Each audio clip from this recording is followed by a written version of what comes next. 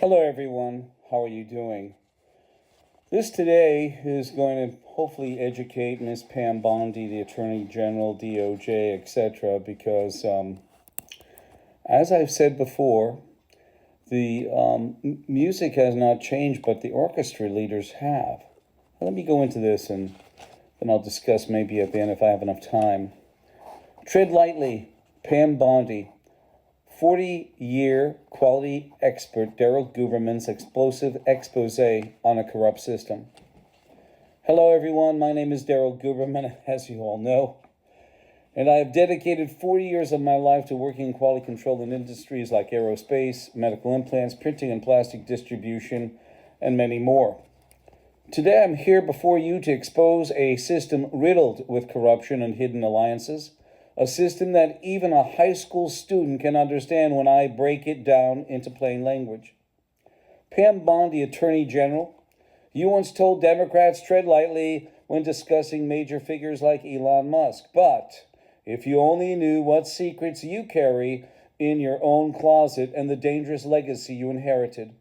I must educate you because your agency is entangled with deals involving communist China, Pakistan, and other questionable players. I don't make this up, my fellow citizens, my business owners, and my friends. Over the years, I have exposed many wrongdoings within our federal agencies, including those that affect you and your office, Pam Bondi. One key part of this corrupt system involves the organizations that set our standards. The American National Standards Institute, ANSI, and the American National Crediting Board, ANAP, are the two such bodies. These organizations are used by companies like Boeing to make sure their suppliers and subcontractors follow specific standards. For more than 20 years, Boeing demanded that their suppliers meet the AS9100 standard, even though their commercial airlines division wasn't fully certified at all. Not at all. Finally, in August 2024, they started working on it for the full certification process. But Pam Bondi, how can we have reliability in that certification of quality for Boeing when Boeing, number one, sits on the management committee board on ANSI ANAB that can grant, suspend, and withdraw certification because of me? In August of 2024, they took down that web page. How could we have reliability when in 2002 with a supplier bulletin that said send in your AS9100 for aerospace as long as it's ANSI ANAB accredited, send in your parts, and we don't have to come see you unless the need arises, which means when a plane crashes, it sends off an alarm, I guess. And then on their supplier portal, it states third-party registrars must be ANSI ANAB or international equivalent. ANSI and ANAB are private, non-for-profit, non-governmental groups. They even created the International Accreditation Forum in Delaware, an association of both national and international accreditation bodies which are equivalent in accreditation to ANSI ANAB. Their sister organization, the International Accreditation Cooperation in Australia, also plays a part in setting standards.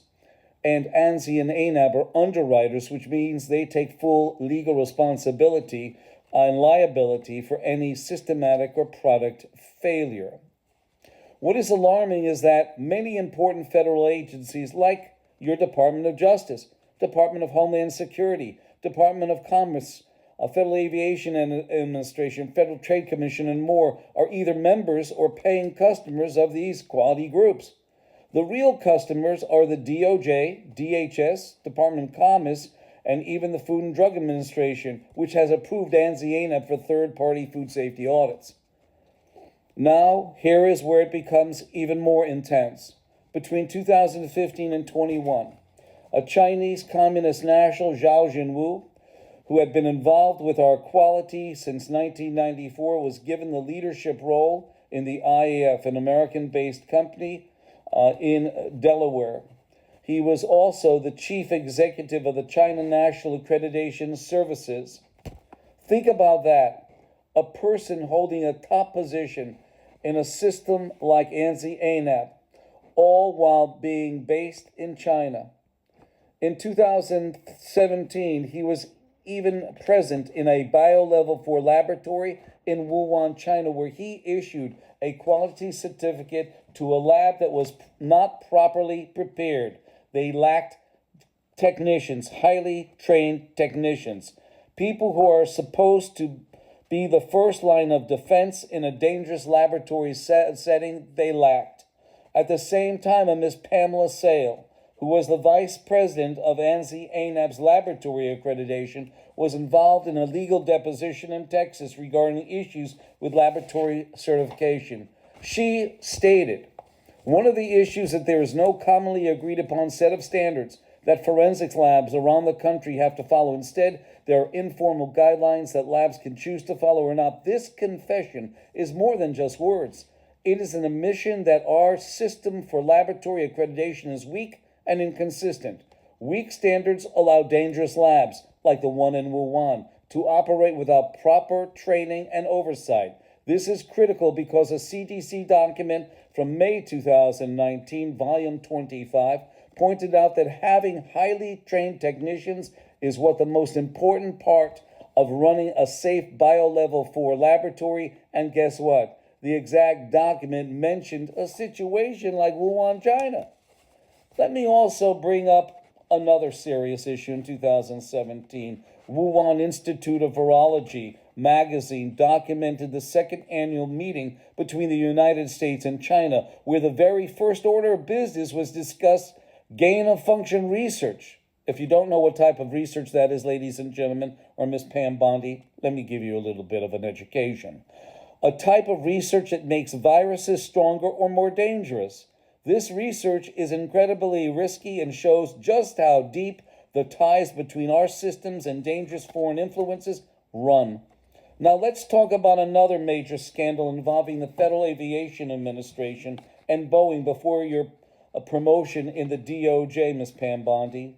Your predecessor claimed that Boeing lied to the FAA about the MCAS system, a critical safety system on airplanes, but here's the twist. In 2009, the FAA allowed Boeing to certify its own aircraft, certify aircraft technology like the MCAS system and designs. Some Boeing employees, known as Boeing FAA inspectors, were even paid by Boeing itself. This meant that the CEO of Boeing had direct hand in overseeing the company's safety, which means they are a de facto administrator. By 2019, after the Ethiopian and Indonesian airline crashes, Ms. Pam Bondi, where 346 people got killed, an FAA spokesman said that companies are not allowed to police themselves or to self-certify. Yet, the DOJ, a member and customer of these quality organizations, is still cozy with Boeing.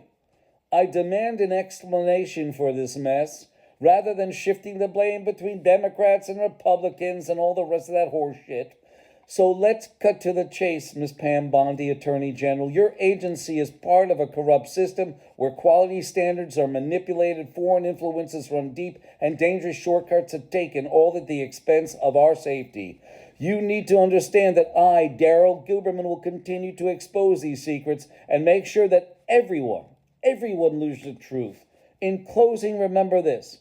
The truth will set us all free, but not until I have laid every dark secret bare.